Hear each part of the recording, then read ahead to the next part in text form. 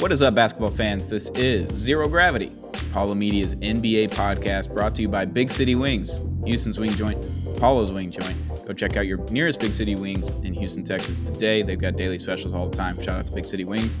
And shout out to Celebrity Mint. Go check out celebritymint.com and at the Celebrity Mint on Instagram and Twitter to see their Ric Flair, Mike Tyson, collectibles, and more. They've got awesome coins, graded, legal collectibles at celebritymint.com. Thank you all for sponsoring this episode. I am joined by the What We Learn Houston Rockets Edition King. He is in hell. Josh Garcia, how we doing? Never been more in hell than right now. Yep. I'm really trying to grasp the straws, but I would almost argue that you're in more hell than I am. And We'll get to that here in a minute, but you did not have a good night last night, dude. No, so it led off with Mississippi State baseball, which has been in hell for 3 years now. Started off really bad, went down 5-0 in the first 2 innings, and it was terrible. They put up, I think, 11 or 13 runs in the third inning, so they got that one done, closed that game out early in the seventh inning. I was like, all right, good start. Good pitching, good hitting. We're good. Good start. Mississippi State basketball faced off against Kentucky, and it was going really well for a long time. Josh Hubbard hits a 3 to tie it with like 7 seconds left, 89 points apiece. And I was like, all right, overtime at the hump in Mississippi. Couldn't be better. Kentucky then hits a game-winning 2 with like 0.5 seconds left. And then obviously the Dallas Mavericks, which we'll get into, hell. And then the Dallas Stars lost 5-1 last night. It was quite literally the worst sports night I've had ever. Like I can't remember. Like I watched the Astros lose a few World Series. I've watched the Dolphins lose every playoff game in my conscious memory. I've seen the Dallas Mavericks heartbreaks against the Clippers. I've seen a lot of bad things in my life. That was top one. That was top one. Yeah, there's no competing. I feel like, maybe if the Dolphins, get absolutely shit on in a Super Bowl or something, and there's no hope, everything gets just taken from you. But I don't even see them getting to a Super Bowl in my lifetime, let alone yours. You don't have to do I would just like to shout out NBA veteran move by Rob Dillingham, calling for the ball by Reed Shepherd. Doesn't get the ball because he wasn't necessarily open. He was just kind of more. He had a little selfish moment that he came back down to earth. Reed Shepherd drives, hits the shot, it was more of like a floater. Yeah, I only saw the clip once. I think it was a floater kind of style shot. And Rob Dillingham is just beside himself, excited for his boy. And I think that is just the greatest NBA vet move. Known lottery pick Rob Dillingham, known lottery pick Reed Shepherd. Join us in Houston.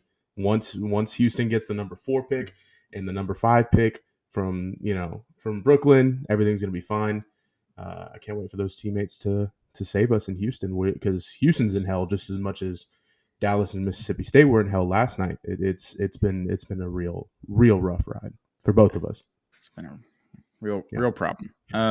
Enough of that about that though. Let's talk about some fans that have had a lot more rough nights than we have. The Detroit Pistons losing a lot of games. The New York Knicks and Detroit Pistons played each other. Was it Friday night, Thursday night? Yeah, something like that. So it was a little bit ago. We didn't talk about it, but so Dante DiVincenzo is going for a loose ball. Late in the game, they're down 2 or they're down 1. I can't remember which one it was, but pure chaos. Just rebounds not happening anywhere.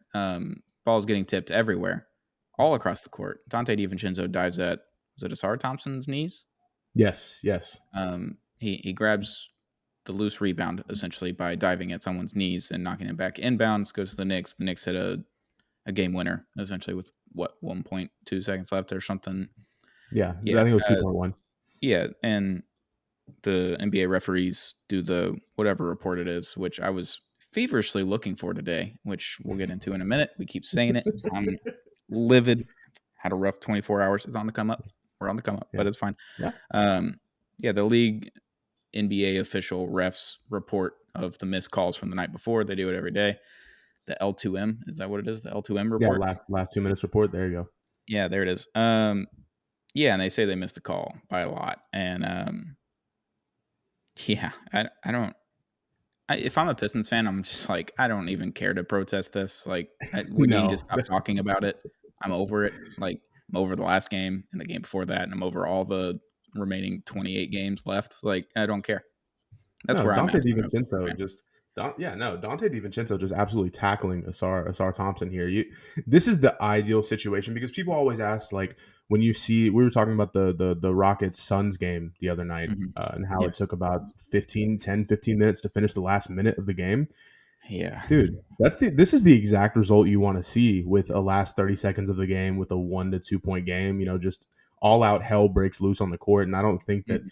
there's ever going to be a rule or something that you can implement, a restriction that you can implement to fix this necessarily. No. But due to the lack of whistles being called, it just felt like this was real basketball. It felt like I'm going to show my kids this in 30 years and be like, hey, your era has You don't know how Bronny it was in James my the day. fourth, and we had LeBron James, and everything. This era was just insane. Everybody was killing Yep. each other. Everybody was fighting. Just showing the Draymond Green clips over and over, just Yes. being like, "This was our Absolutely. era." And the Dante DiVincenzo just adding to that lore. It felt right, especially Yeah. Nova guy, in MSG of all places. Of course, the Mhm. Knicks got bailed here, but Oh, yeah. that was one of the best endings I've seen until last night. And actually, I just realized that it's been a really slow week for me, mentally, physically, everything, Mhm. time wise. But let me tell you, I just realized that Pistons Knicks game I think was Monday, and then we had the Cavs Okay. Mavs Yeah. yesterday. I don't know what's Then, yeah, happening to never our mind. brains. I was wrong on that on the date. It just feels like so long ago. I know so much has happened since then. I've Yeah. my brain is just full. Yeah, and this leads us into a conversation about the NBA refs. Have you noticed that they've been just not good this year? I mean, they're never good. Let's just No, put it that way. But, no. like, less good than normal? Like, less or just more Yeah, terrible than normal? sure, sure. It feels like it's getting worse every year, but this even leads to even deeper conversation. Like you're seeing NBA executives start to notice and being like, "Hey, They're this tweeting league's kind of about it. fucked up. This league's fucked up. We got to do I know something about this." all the player podcasts now coming out, and I don't remember which podcast it was. I don't remember which player it was. It was a guest that had played in the NBA and played in important games like Western Conference Finals and Finals games. And he was like, "Yeah, I remember this game specifically. We knew it was over once we tipped off. Yeah, Like they yeah. tipped off, Evan Turner of all people. yes, and they like the first 3 minutes had the game happen. They're like, all right, it's over. We're not winning. We're gonna have a game 6 or game 7, whatever it was. Right. Like it was going down. Like we were not going to win this game, no matter what they did on the court, which is not how it should Exactly. be. I think the NBA would be better if there was more parity across the NBA refs. Essentially, like if they didn't call games for the Lakers, they didn't call games for the Knicks, they didn't call games for the Celtics. We all know that those 3 teams are the biggest teams in the world. The Lakers don't need help. Don't revive the dead Lakers, please. Just let them be dead, buried. If LeBron Exactly. and AD carry them, then they carry them. But don't do this. Just don't That stop. no, Stop. I'm exactly with you. It has to end at some point. That's exactly how I feel about the Warriors right now. It's like we see you slowly resurrecting yourself. You're kind of, you were 6 feet under, a couple months ago, a couple weeks ago. Yeah, they Now they're forgot to starting to, finish burying the dirt on them. yeah, They exactly. I just was gonna say they it's pushed more the of a, first load over, and they're like, "Yeah, that's enough. yeah, That's fine." it's a reverse Undertaker Mhm. buried alive match. You're just watching it in reverse, so Yeah, it's tough. But yeah, I've noticed, and of course, anyone can say, "Oh, the big market teams get crazy favors that are," which of course is true. But yes, dude, every game I feel like the game moves so much quicker, and fouls. Think about it, are so much harder to call anyway mhm. because I feel like I said, you got someone as fast, almost as fast as De'Aaron Fox on almost every team. It's like you're not going to get everything right. No, But can we at least figure something out here? Like, I don't want to say give more coach challenges out, bring back hand checking. What's the solution for this? I could not tell you. I don't. So much testing, practice, training has to go into these officials, and it's not like we're gonna do like a complete overhaul or like a remember the replacement refs, the fail Mary.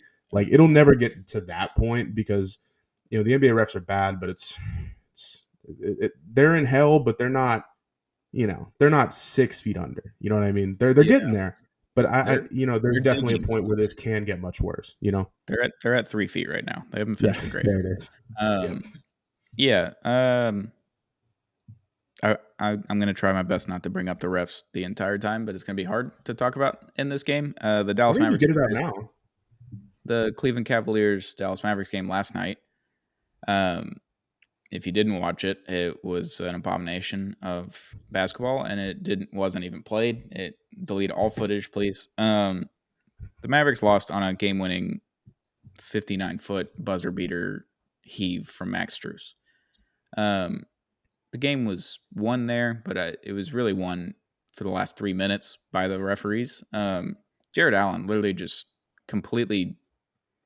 He's like an offensive lineman shoving a defensive lineman to the ground to Maxi Kleber, and then set an illegal screen and shoved Josh Green into Donovan Mitchell, which then banks in a three. There's that the inbound violation that they called on Kyrie Irving.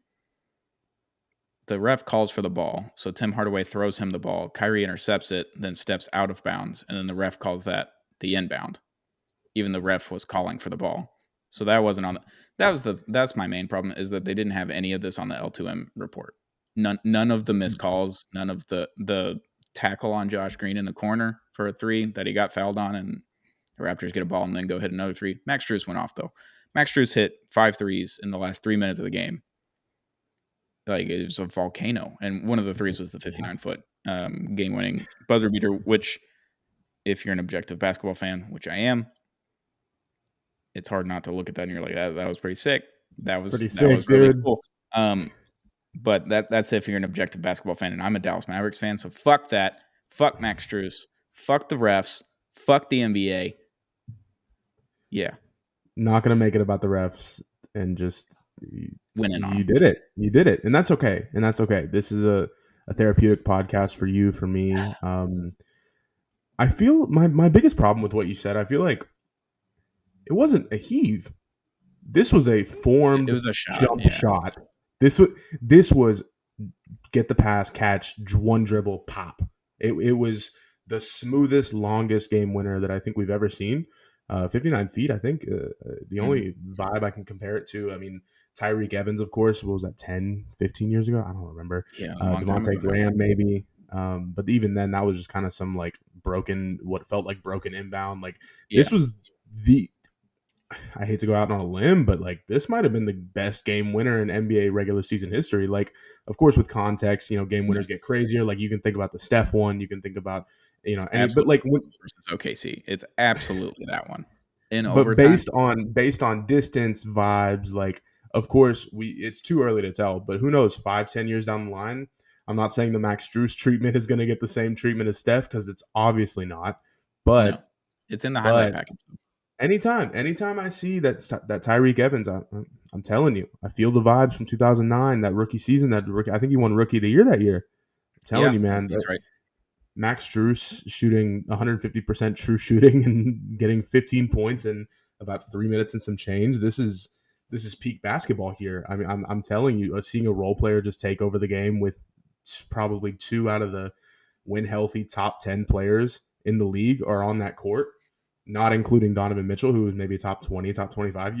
There's some elite guys on that floor. And you just have this role player just take over the fucking game. It was perfect. Yeah. I loved every minute of it. I was ahead of the stream on my end, and I was just screaming.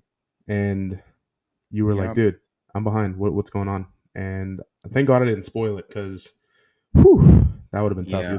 You'd have to react to it twice. I think you texted me with like 5 minutes left. He said, "Don't worry, I'm watching."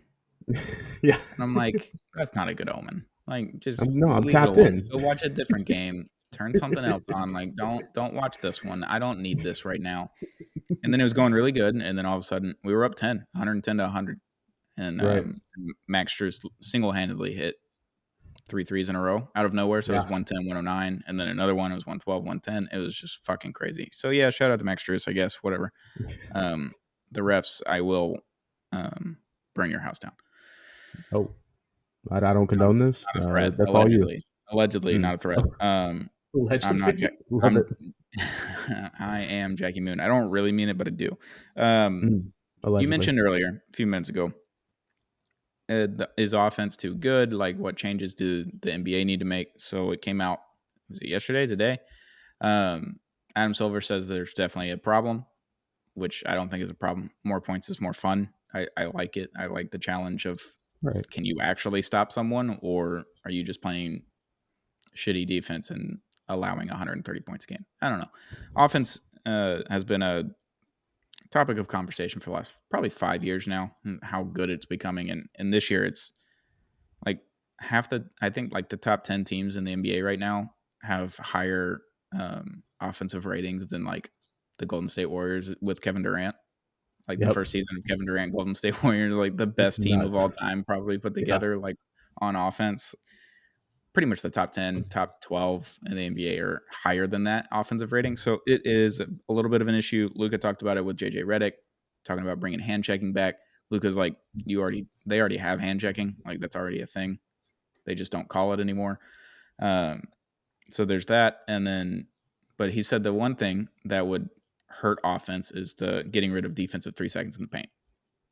If you just got rid of that, it would fix pretty much every problem that the NBA is having with casual fans essentially just saying there's the offense is too good. Or the defense was way better back in my day when I watched in the early 2000s and the 90s and the 80s, whatever. In the 80s, the highest offensive ratings and highest offensive average scoring in the NBA across the league was from the 1980s. It's just now Yeah. catching back up.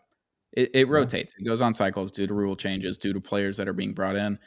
The problem is everyone can make a three now. Everyone shoots threes, so that's why points are going up. But yeah, if you got rid of defensive 3 seconds in the paint, you wouldn't be able to drive in the paint all the time and get the foul At calls that all. you're getting. Like you're not getting the foul calls. You're gonna have to learn how to play on the perimeter if you don't already, which they do. But yeah, there's no drives and kicks anymore. And you got to get more technically sound on offense. That would fix all the problems if they want it, or create more problems if you look at it a different way. Like, Yeah, normally I think of things glass half full. This time I'm definitely going to think glass half empty. I don't want to see Rudy Gobert be a max player until he's 45. I would yeah, love for them to keep the defensive 3 second. I don't think that would be an immediate fix. NBA University on Twitter gave us a great, possibly depending on how you look at it, again, glass half full, glass half empty, where the 3 point line is just non-existent in the corner. I mean, PJ Tucker, welcome to China, buddy. Malik Beasley, welcome to Costa yeah, Rica. half the Dallas Mavericks roster. You're gonna X out so many guys, Hmm. because that's almost one of their main foundations of their game. But I, I I don't hate the idea because you're essentially taking the space from the corner three, adding it on to the top of the key. So you're making 3 pointers a little longer, but then that would almost mess with the skill level with high school versus college versus NBA. And then I Yep. feel like it would take longer for college guys, or now that they're changing the rules again, back to high school guys. That'll take Hmm. an even longer transition to the NBA. You're not going to be seeing crazy rookies like you're going to see, a couple great games, and you're going to have. I don't think we'll ever have a Wemby again, but you're going to definitely going to have rookies it's gonna be a Jalen Green type of uh, steady climb, if you will. And I don't know. There's definitely some ways that you can fix it on offense, but I don't hate the 3 point idea. Getting rid of the corner three and making everything Interesting. kind of front facing. I like that a lot. That would be my only somewhat viable solution. I'll definitely try and do some more research, hit some more basketball reference numbers, do some shitty analytics on some Moneyball vibes. But as for right now, I don't hate the corner three idea. Kobe and D Wade are just thanking you right now. Just like, make Right. my 2 point fadeaway jumpers from the corners longer now. Absolutely, I'm in. Just more of those. I have Yep. more space now to work with, and this is how they would probably think because they don't have to worry about the 3 point line. Yeah, Dirk Yeah. too. So I think there's going to be changes coming in the next year or so. Probably this offseason is when they'll introduce something, and players will be mad about it probably, and Right. fans will be happy and mad and terrified all at the same time. Yeah, it's just going to be interesting. I don't know what they're going to do, but they're going to do something, which is probably the wrong move. But whatever. It is what it is. So I went on my soapbox about the Dallas Mavericks. I would like for you to go get on your soapbox about the Oh, Houston Rockets, your Houston Rockets, the What We Learned yes, Houston yes. Rockets edition king.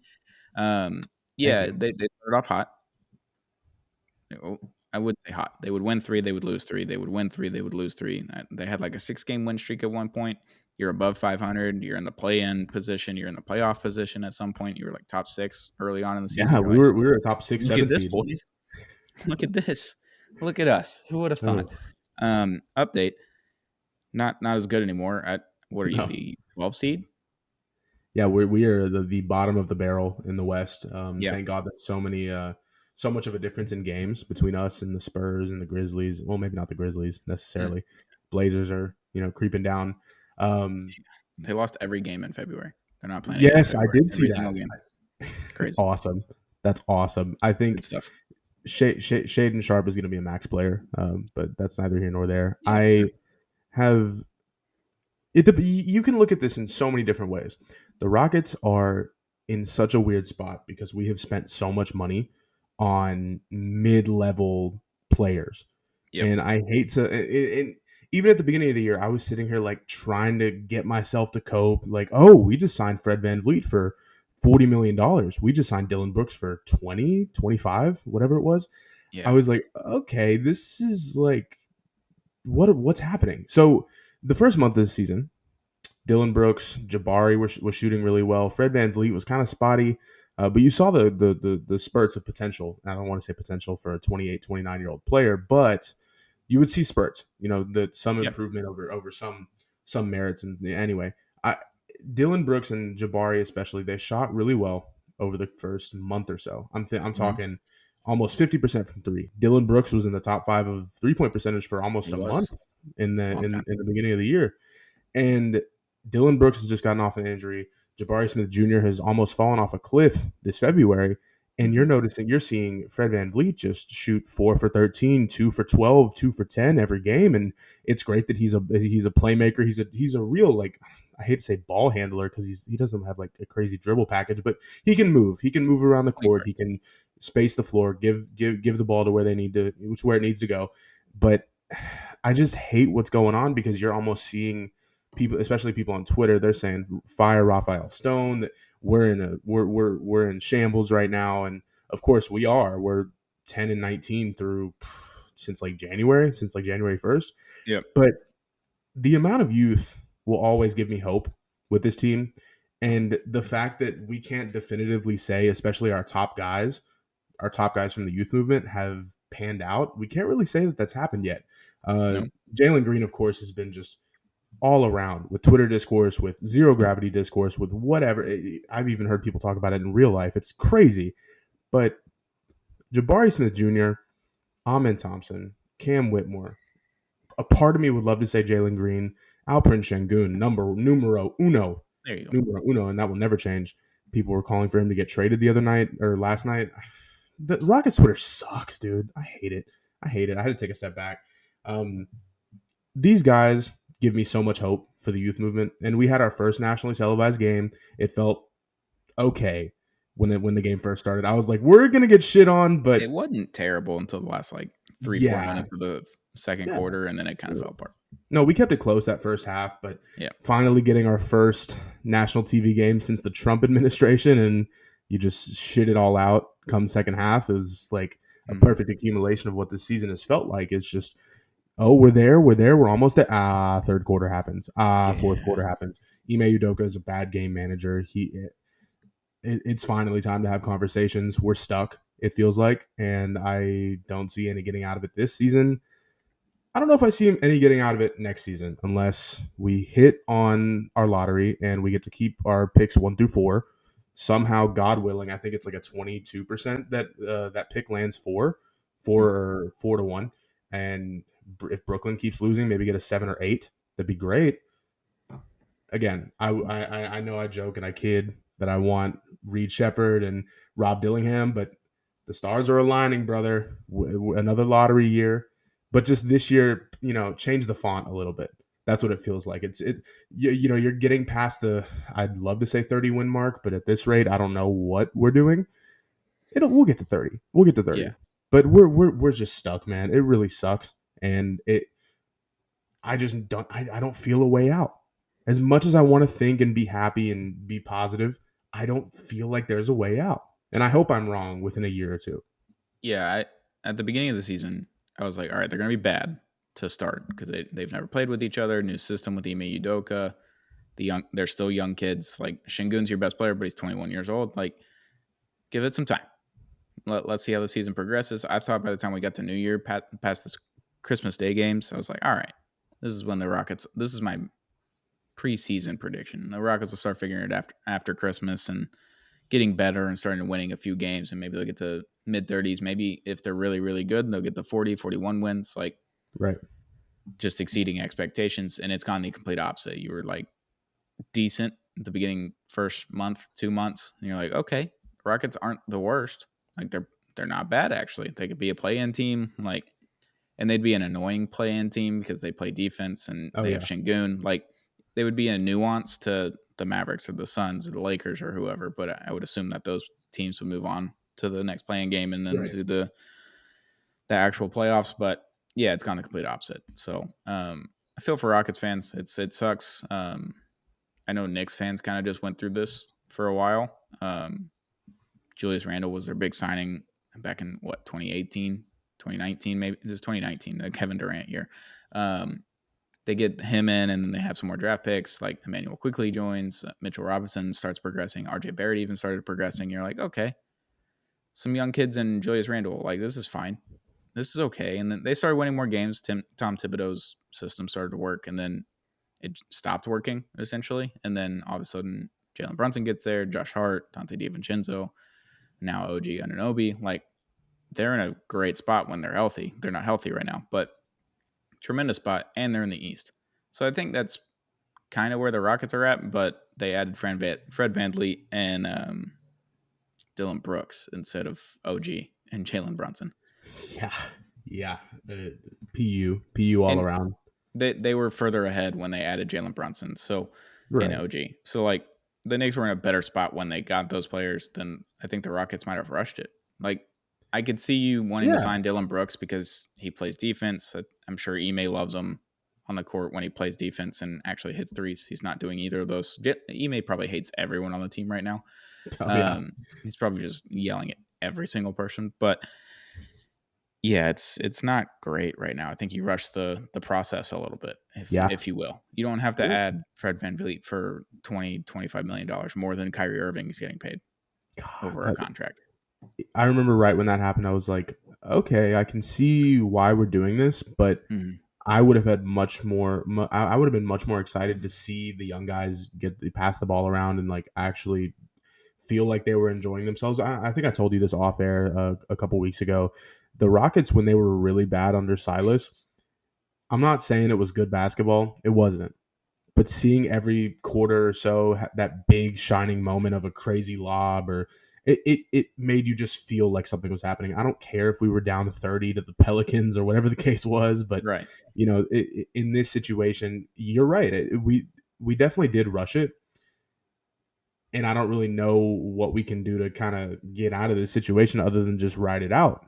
There's no other option really, unless Yeah. you trade away some shitty contracts and Dylan Brooks and Fred VanVleet and get next to nothing, or have to give up more stuff for Yeah. nothing. We're stuck. We just got to thug it out. This sucks. Yeah. I truly I hate agree. it. At least you have picks, and Sure, you have enough. Brooklyn's picks, and then you have potentially your pick if it falls in the top four in the lottery this summer. So Yeah, yeah, I don't know. You can still look at the upside, I guess. You have at least sure. one lottery pick because the Nets aren't going to make the playoffs. So Mm-mm. you'll have one. Yeah, yeah.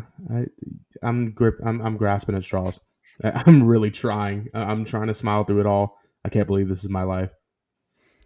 It's gross. I feel bad for Yeah, y'all, yeah. kind of. But I want that rivalry back. I know I said it I'm the other day. telling you, we We need need that. some we need the Texas rivalry. Just get the three teams, the triangle of Texas Yeah. teams, and just full of hatred. I need it. Oh yeah. Um, last thing before we go, the Los Angeles Clippers updated their uniforms and logo at the start of next season.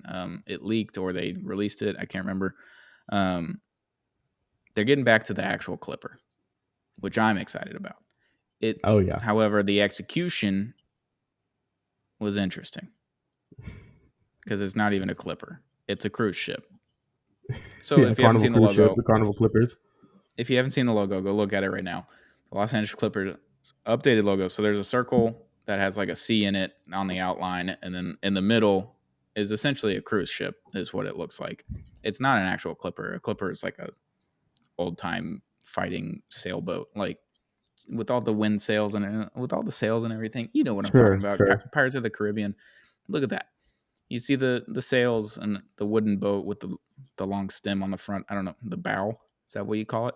Yeah, I'm I not a think big yeah, boat you guy. got it. But there's a cruise ship in the middle, and there's like lines on each quadrant going up, and it makes it look like it's in the middle of like a sniper scope, essentially on a video game, Yeah, like you're about to shoot the Clipper, the cruise ship. Yeah, it's that part's not ideal. I'm glad they're getting back to the boat, yeah, but sure, could have executed the boat better. But the rest of the uniform's good, and it's a sure. good upgrade. I like the basic cursive that we got going on. Mm-hmm. Was at work the other day, and this my 23-year-old coworker didn't know how to read cursive. I'm for reference, I'm 22, and people in my generation don't know how to read cursive. I don't. Yeah, Maybe I got lucky and I got taught it in like second or third grade, but I was just like, what the fuck? How do no, you not know that's this? very much a thing. Our family friends, their kids are younger, so like the oldest is 17. She doesn't know cursive. Like they didn't What? learn that in elementary What? school.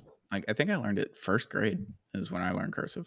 Wow, wow. Like you had That's the cursive spelling book, and then you had the yeah. like regular spelling book. You had both of them, like the Yeah, we had a handbooks or flip whatever, book that in went elementary out, school. and you would do the big cursive letters. It was pretty sick actually. And to this day, I'm not saying I can write great, but I can definitely write much nicer cursive than my chicken scratch print. You know what I mean?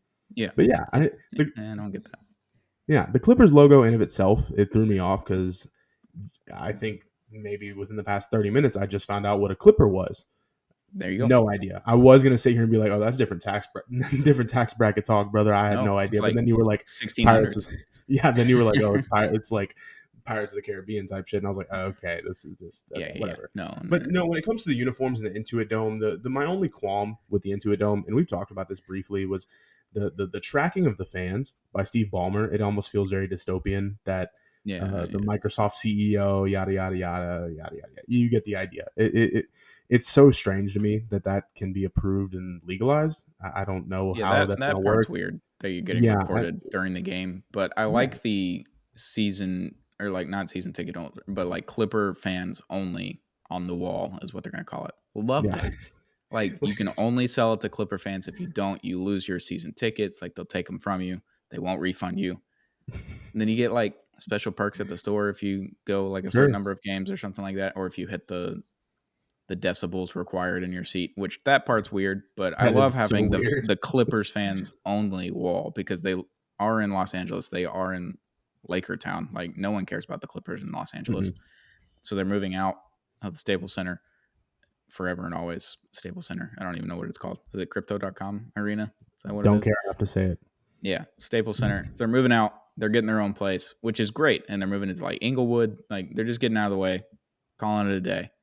That part's perfect. The wall is perfect except for the recording, and the Clippers' new uniforms are perfect except for the logo. I'll give them that. Yeah, yeah. The It's logo, the like best I they said, could do.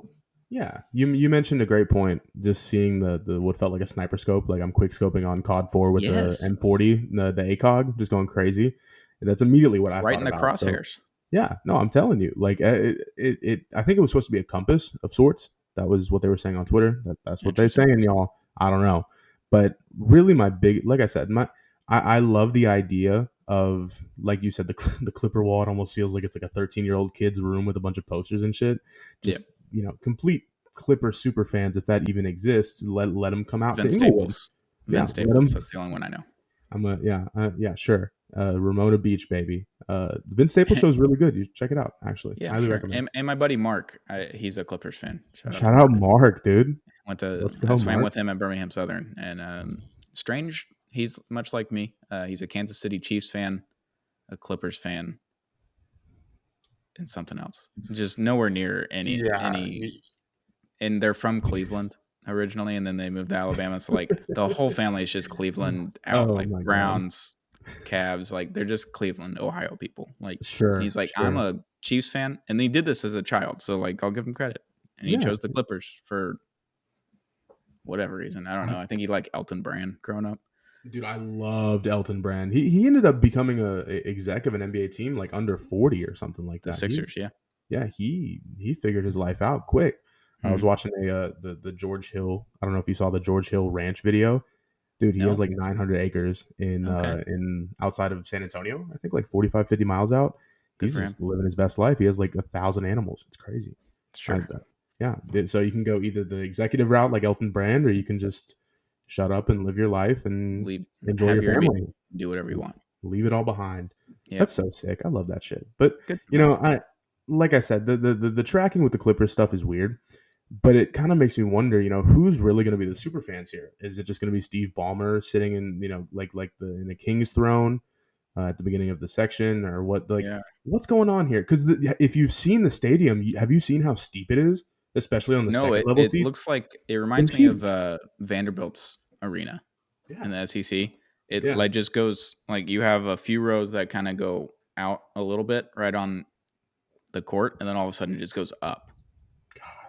It's very interesting. Vanderbilt, if you haven't looked at it, go look at Vandy's arena. If you're listening to this, watching on YouTube, follow HOU, hit that subscribe button, notification bell, turn all that on. But it does go kind of just straight up. And if you have vertigo, you're fucked. Yeah.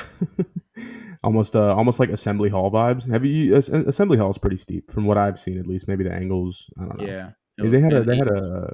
Everybody got kicked out of Assembly Hall yesterday. I don't know what happened. Some with the weather. I don't know. Cameron Indoor is kind of like that too. It feels like it just kind of goes on the second level. It just goes up.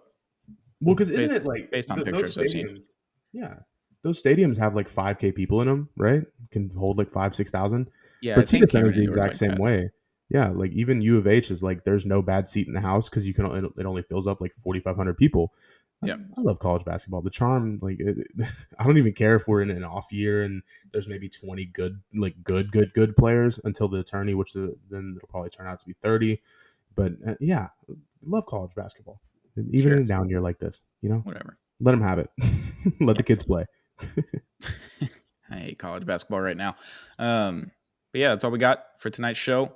Recorded this on February 28th. If you're listening to this at 9:10 p.m., so the Mavericks won a game, and I'm less dead inside, and the Dallas Stars made a trade. So I'm on the come up. I'm fine. Life will be fine. I'm always rooting for you, brother. Just don't send me the fucking Max Strus buzzer beater again. I don't want to see it. The other Josh sent it in our NBA group. He's like, oh, look at this. Yeah, saw it. Dick. Watch it live, buddy. Just terrible. Not live, apparently, because Bally Sports is the worst program of all time. Anywho, this has been Zero Gravity, Apollo Media's NBA podcast, brought to you by Big City Wings. Shout out to Big City Wings, Houston's Wing Joint, Apollo's Wing Joint. They have daily specials every day. Go check them out this weekend or this week. Get yourself a brewski, get yourself some wings at Big City Wings in the Houston area. And thank you to Celebrity Mint. Go check out celebritymint.com to see their awesome graded legal tender collectibles of Mike Tyson, Ric Flair, and more at celebritymint.com and at the Celebrity Mint on social media.